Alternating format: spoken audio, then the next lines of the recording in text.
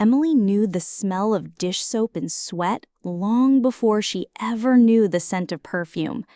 At 16, while her classmates fussed over prom dresses, late-night parties, and Instagram filters, Emily spent her evenings hunched over a sink full of greasy plates at a diner 3 blocks from home. Her cracked hands burned from hot water and cheap soap, her back ached from standing for hours, and every night she shoved crumpled dollar bills into an old wooden box she kept under her bed. That was her emergency fund. But the emergencies were never hers. It started small. An overdue electricity bill one month, an unexpected car repair the next. Each time, her parents promised it was temporary.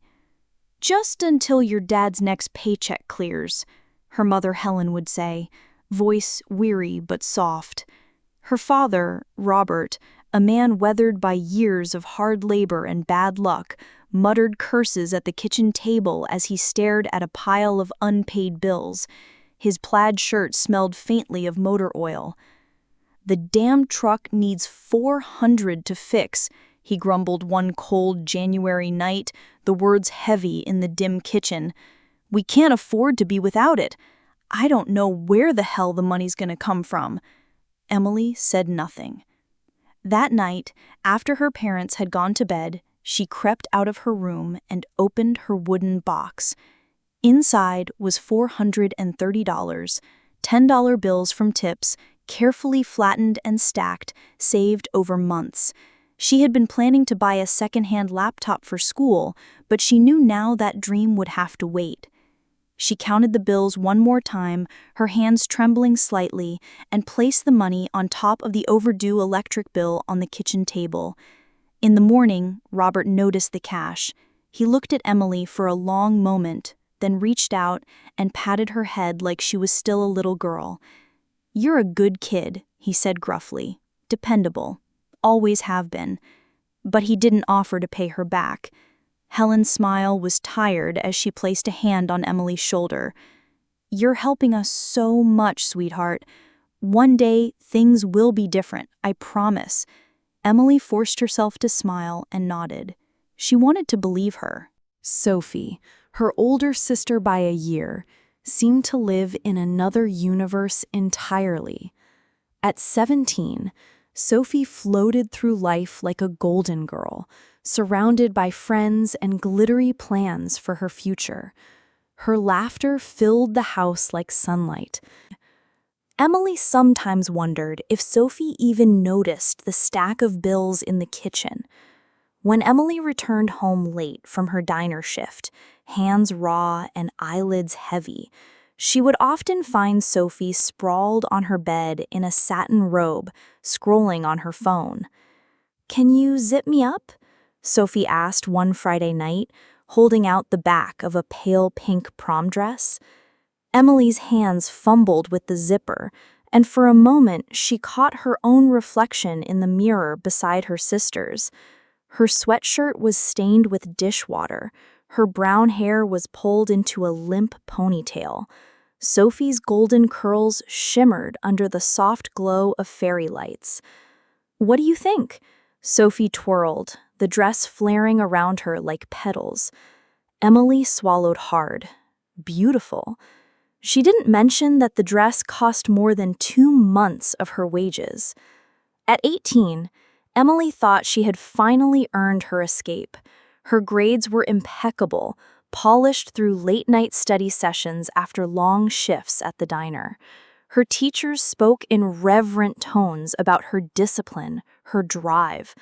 When she received her acceptance letter to a university in Boston, along with a partial scholarship for finance, she felt light for the first time in years. At night, lying awake in her small room, she dreamed of glass towers and neon lights, of walking streets where no one knew her as the dependable one. She wanted to build a life for herself.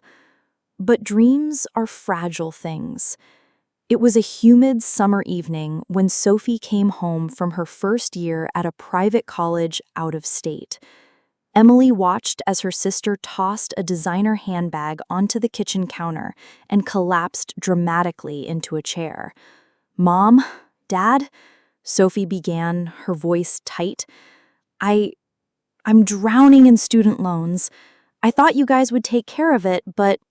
Helen's hands wrung together in her apron. Robert stared down at the floor. Emily already knew what was coming. "Emily," her father said, his voice heavy with that familiar tone of expectation.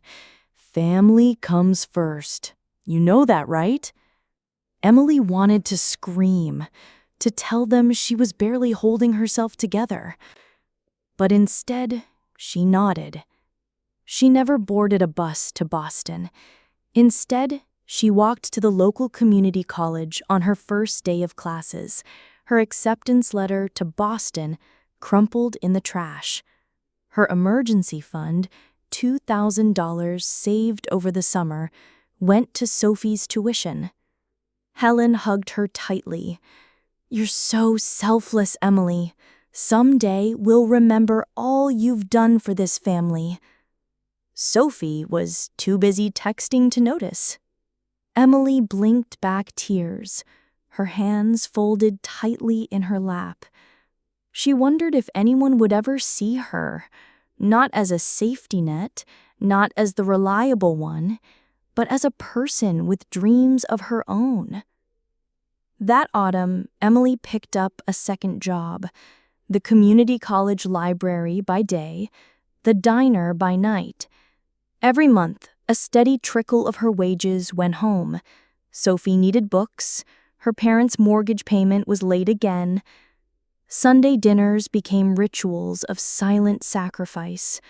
Sophie breezed through the door in new clothes, her laughter filling the air as she showed photos from her growing social media following. Emily sat quietly at the edge of the table, spooning mashed potatoes onto her plate.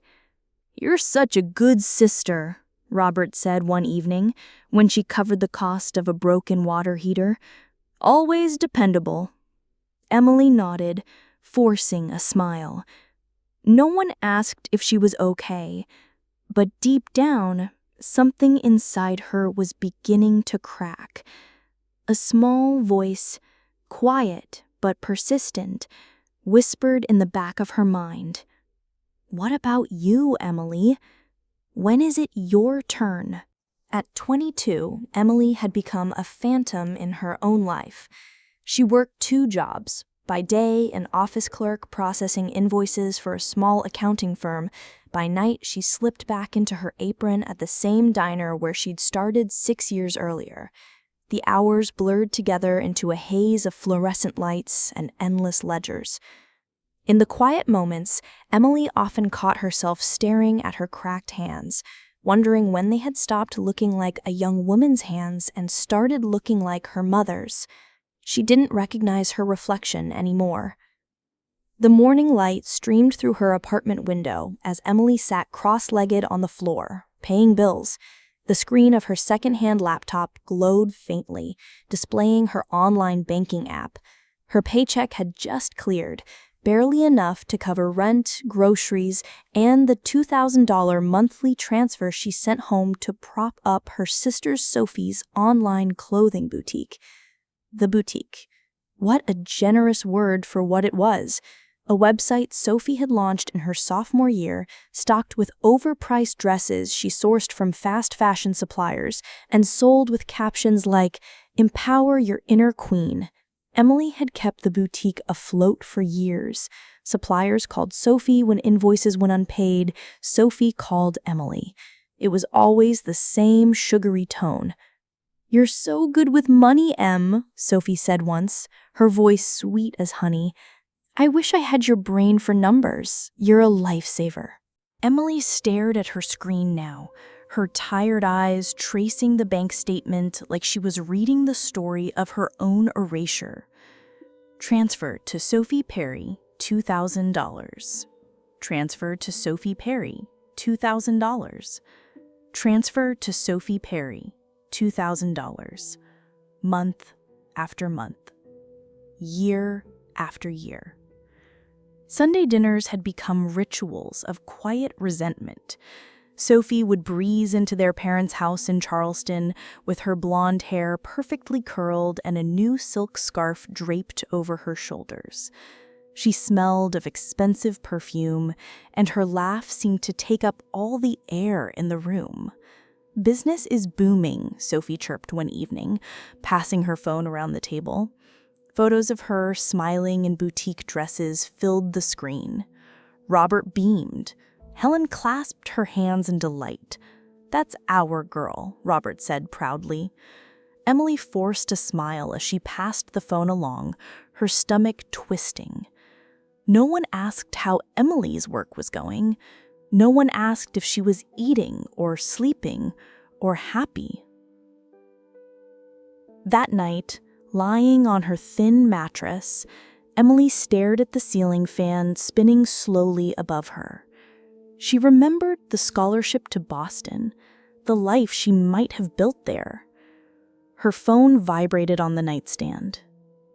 Sophie. Emily stared at the screen, a sick sense of déjà vu settling in her chest. "Emily? Hey!" Sophie's voice was light and breezy. Emily closed her eyes. "What's wrong?" Sophie laughed. "Oh my God, you're always so dramatic. Nothing's wrong. It's just, well, the boutique is really taking off, but I need to expand. Inventory, marketing, those things cost money, you know?" Emily didn't answer. Sophie continued. "I was thinking, $10,000 should cover it. You're so good with money, Em. You'll make it happen." Emily sat in silence, her fingers gripping the phone so tightly her knuckles ached. "Do you even know how much I've already done for you?" she whispered. There was a pause on the line. Then Sophie let out a small, dismissive laugh. "Don't be like that. We're family. You always help." That night, Emily sat on the floor of her apartment, knees drawn to her chest, staring at her phone. Her banking app was open again. For years, she had been sending Sophie $2,000 every month without fail. Her thumb hovered over the button labeled Cancel Automatic Transfer. Emily thought of all the nights she'd scrubbed dishes until her fingers bled, of all the dreams she buried beneath other people's emergencies. Her thumb pressed down. The screen blinked. Transfer canceled. For the first time in years, Emily felt something unfamiliar. Lightness. She set her phone down and let her head fall back against the wall. Her chest rose and fell in shaky breaths. She was terrified. But beneath the fear, a quiet voice whispered, "It's okay. It's okay to stop." The quiet lasted exactly 3 days. On the 4th evening, a loud pounding rattled her apartment door. Emily froze. The pounding came again, harder this time. "Emily, open up!" Sophie's voice. Emily opened the door to find Sophie standing there, her face flushed with anger. Beside her stood Robert, his arms crossed over his broad chest, his eyes like storm clouds. Sophie pushed past Emily into the small apartment. "Are you insane?" she snapped. "You just cut me off? No warning? The boutique is falling apart, Emily. Suppliers are threatening to pull out." Emily stood her ground. "I'm done," she said softly. Robert's voice rumbled like distant thunder. "Emily, this isn't the time for stubbornness. Family comes first. Sophie needs you. Do the right thing." Emily turned to her father, her voice trembling but steady. "I've been doing the right thing for 10 years. She swallowed hard. "And not once did anyone ask if I was okay." Sophie's eyes darted around the apartment and landed on Emily's cluttered desk. She swept her arm across it in frustration, sending papers flying. A thick folder slid across the floor. Sophie snatched it up, her eyes narrowing as she read the bold letters on the cover. Ownership contract, Sophie's closet. She flipped through the pages, her face drained of color. "What is this?" Sophie hissed. "In 2018, your boutique was days from bankruptcy," Emily said, her voice even. "I put in $40,000 to save it. In return, I took 60% ownership. That store exists because of me." "You're lying," Sophie shouted. "Check your bank records." Robert slammed his hand on the table, the sound sharp as a gunshot. "You're tearing this family apart, Emily." Emily's voice rose, sharper than she intended. "No, Dad, I've been holding this family together, and I'm done." Sophie's face twisted with rage. "You'll regret this, I swear." Emily met her sister's gaze without flinching. "Maybe," she said, "but not as much as I'd regret letting you use me forever." The door slammed behind them, leaving Emily alone in the apartment. She sank to the floor, burying her face in her hands. Tears came hard and fast, but they didn't feel like weakness. They felt like release. For the first time in her life, Emily had said no, and she meant it. The quiet didn't last. For 3 days, Emily's apartment felt almost peaceful.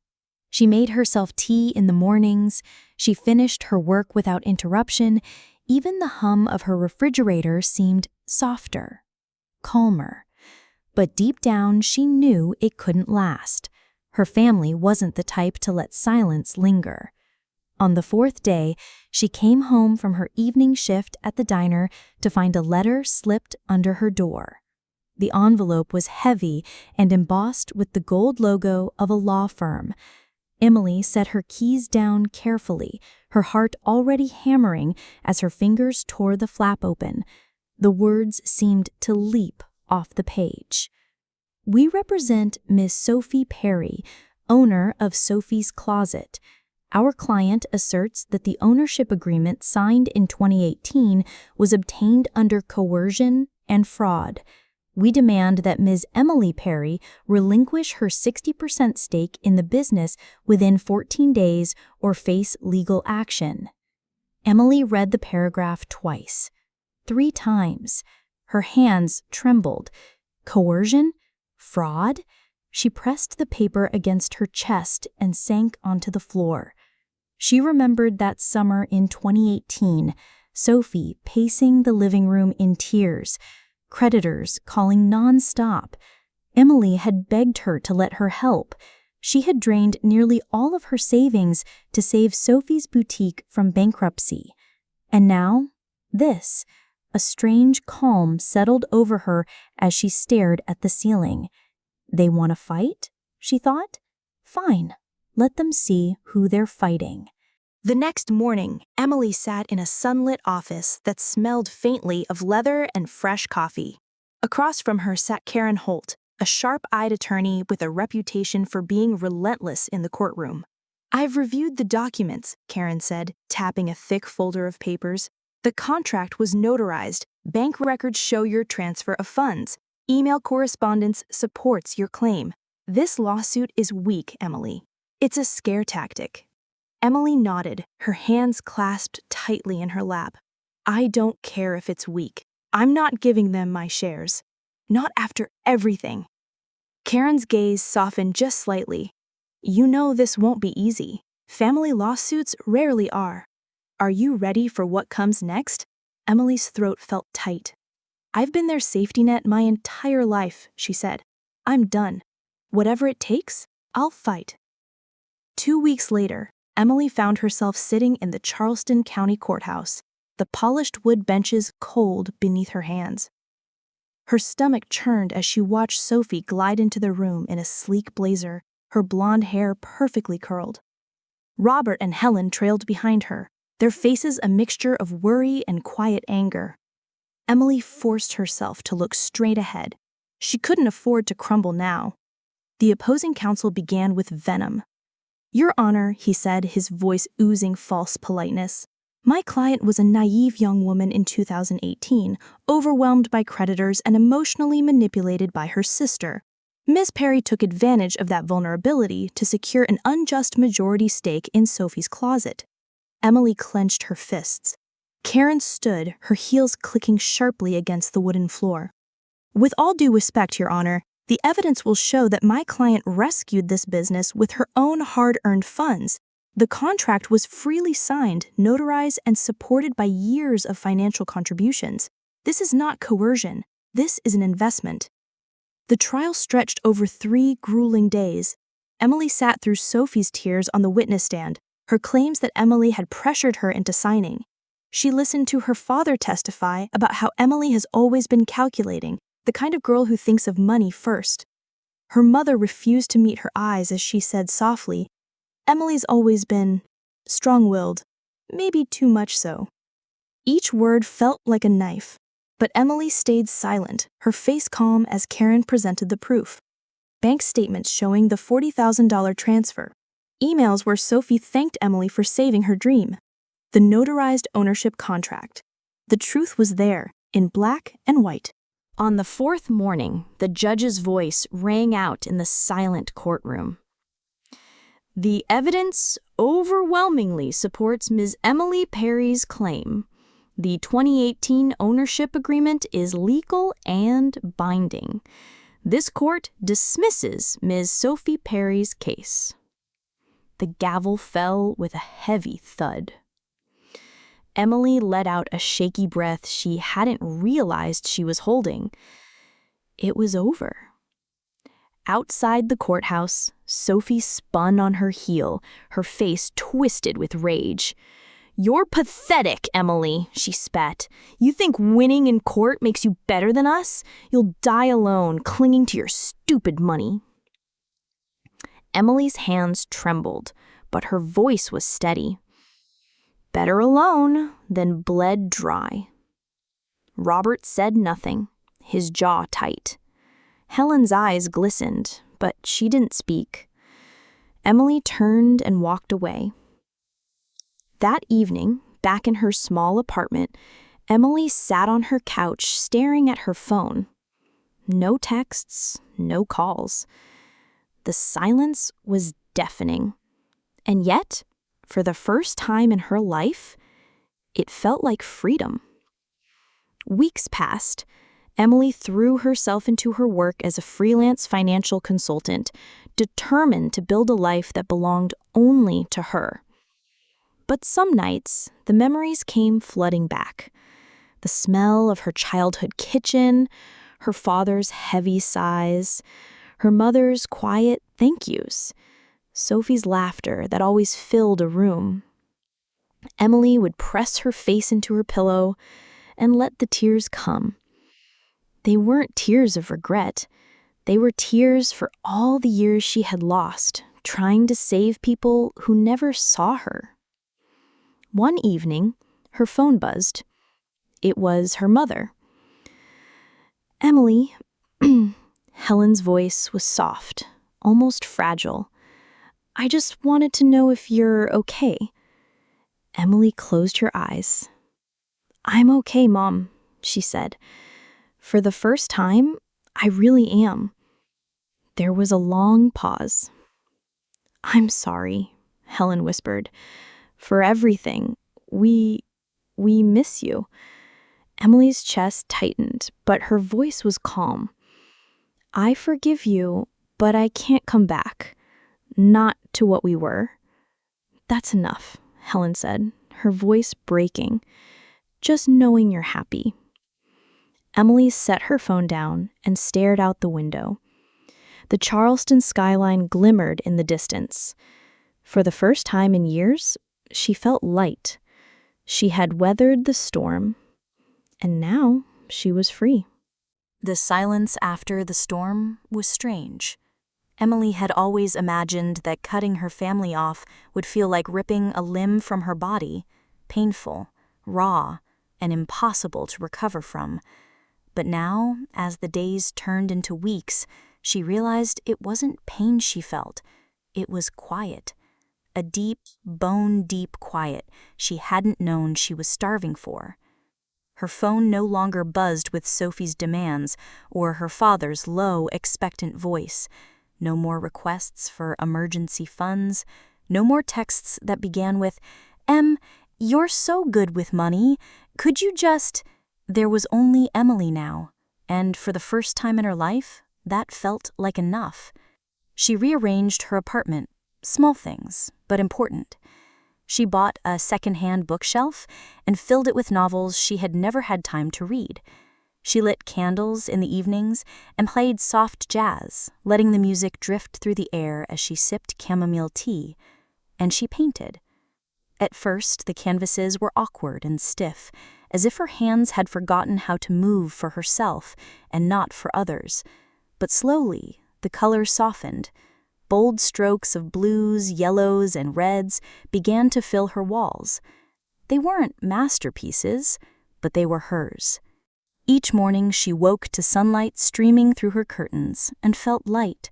The weight that had clung to her shoulders for so long was gone. The guilt still pricked at the edges of her thoughts, little whispers that said she was selfish, ungrateful, cold. But she pushed them away. She was learning. One evening, her phone vibrated on the table. She froze when she saw the name on the screen. Mom. For a long moment, she stared at it, her heart hammering in her chest. She could ignore it. She had every right to ignore it. But something, curiosity, nostalgia, or maybe just the tiny flicker of a daughter's heart, made her pick up. Emily? Her mother's voice was soft, fragile. Hi, Mom. There was a pause, then a shaky inhale. I just wanted to know if you're okay. I know things didn't end well, but I can't stop thinking about you. Emily leaned against the wall, her fingers tightening around the phone. I'm okay, she said. For the first time in a long time, I really am. Helen's breath hitched. I'm sorry, she whispered. I should have seen how much we were asking of you. I should have been a better mother. Emily closed her eyes. I forgive you, she said softly, but I can't come back. Not to what we were. I know, Helen replied. Just knowing you're happy is enough. When the call ended, Emily didn't cry. Instead, she smiled, a small, quiet smile, and whispered to herself, You're allowed to choose yourself. Over the next months, Emily threw herself into her consulting work. She helped small businesses balance their budgets, advised women trapped in toxic financial situations, and even started an online blog about financial independence. The work was demanding, but it didn't drain her like her family had. It gave her energy and meaning. One morning, an email popped up in her inbox. We're organizing a women's empowerment conference this spring. We'd love for you to share your story. She stared at the screen, her heart thudding. She almost closed the email. She wasn't a speaker. She wasn't someone with a big, inspiring story. Was she? But then she thought about the girl she had been at 16, the girl scrubbing dishes at midnight, the girl who gave up Boston to keep her family afloat, the girl who had believed that being loved meant giving until there was nothing left. And she thought about the woman she was now, whole, strong, free. She hit reply. Yes. The conference room buzzed with quiet energy as women of all ages filed into their seats. Emily stood backstage, her hands trembling slightly. She adjusted the microphone and took a deep breath. When her name was announced, she stepped into the light. Hi, I'm Emily Perry, she began, her voice steady despite the pounding of her heart. For years, I believed that love meant sacrifice. I thought if I gave enough, my time, my money, my dreams, people would see me. They'd love me back. She paused, scanning the room. They didn't, and I lost myself trying to save them. The room was silent. You are allowed to choose yourself, Emily said, her voice growing firmer. You are allowed to say no, to set boundaries, to protect the pieces of you that no one else can. She took a deep breath. And I promise you, choosing yourself is not selfish. It's survival. When she stepped off the stage, the applause was thunderous. Tears pricked her eyes, not from sadness, but from something brighter. Hope. That evening, Emily sat on her balcony, the Charleston sky painted with streaks of pink and gold. In her lap rested a half-finished painting, a woman standing in an open field, her arms stretched wide to catch the sunrise. Emily dipped her brush into gold paint and whispered to herself, "You're enough. You've always been enough." And for the first time in her life, she believed it. 5 years. It had been 5 years since Emily walked out of that Charleston courtroom clutching a folder of documents that felt heavier than the world. 5 years since she had slammed the door, not just on her parents and sister, but on the version of herself who had been willing to give until she was hollow. Now, as morning sunlight streamed into her seaside apartment in Maine, Emily smiled at how far she had come. The air smelled of salt and fresh coffee. Outside, gulls cried as waves lapped gently against the rocks. Emily sat at her wooden table, sketching on a large canvas. Bright yellows and soft pinks bloomed beneath her brush, forming the image of a woman standing in the middle of a field, arms wide open to the sky. It wasn't a self-portrait, but in a way, it was. After the lawsuit, Emily had sold most of her shares in Sophie's boutique to an outside investor. It wasn't revenge, it was release. The money she earned allowed her to start over completely. She moved to Maine and founded her own financial consulting firm, one designed to help women untangle themselves from toxic financial and emotional dependencies. At first, her only clients were women like herself, quiet, overlooked caretakers desperate to find their voices again. Now, 5 years later, her firm had grown into a small team with a reputation for empowering women across the country.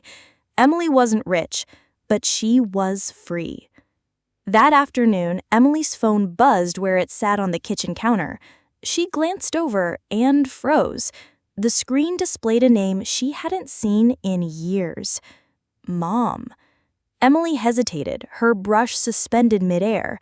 Part of her wanted to let the call go to voicemail, to stay wrapped in her quiet new life. But a deeper part, one she thought she'd buried, whispered, "Answer." "Emily?"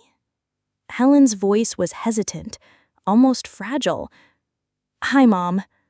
There was a long pause. I don't even know if I have the right to call," Helen said finally, "but I needed to hear your voice." Emily's heart tightened. "I wasn't sure you'd want to hear mine," she admitted. "I wasn't a good mother to you," Helen whispered. "I let you carry too much. I let everyone lean on you until you broke, and I never even said thank you." Emily closed her eyes.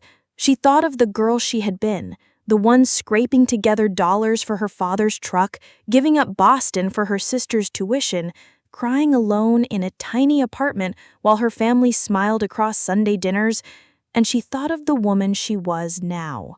"I forgive you," Emily said softly. Helen let out a shaky breath. "I just want you to know, I miss you. We miss you. But if you're happier without us, I'll understand." Emily's lips curved into a small, bittersweet smile. "I am happy," she said honestly, "happier than I've ever been. But I hope, someday, we can find a new way to be family, a better way." "That's all I could ask for," Helen whispered. When the call ended, Emily set her phone down and stood by the window, watching waves crash against the shore.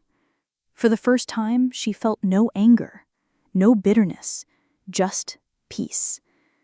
That spring, Emily stood backstage at a national women's conference in New York City. She had been invited to speak about resilience and rebuilding. As her name was announced, she stepped into the spotlight. The room quieted. Hundreds of women looked up at her, waiting.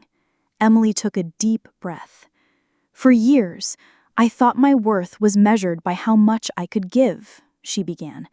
"I gave up my money, my time, my dreams, my happiness, because I believed that's what love required." She paused, scanning the faces in the crowd. But real love doesn't ask you to disappear.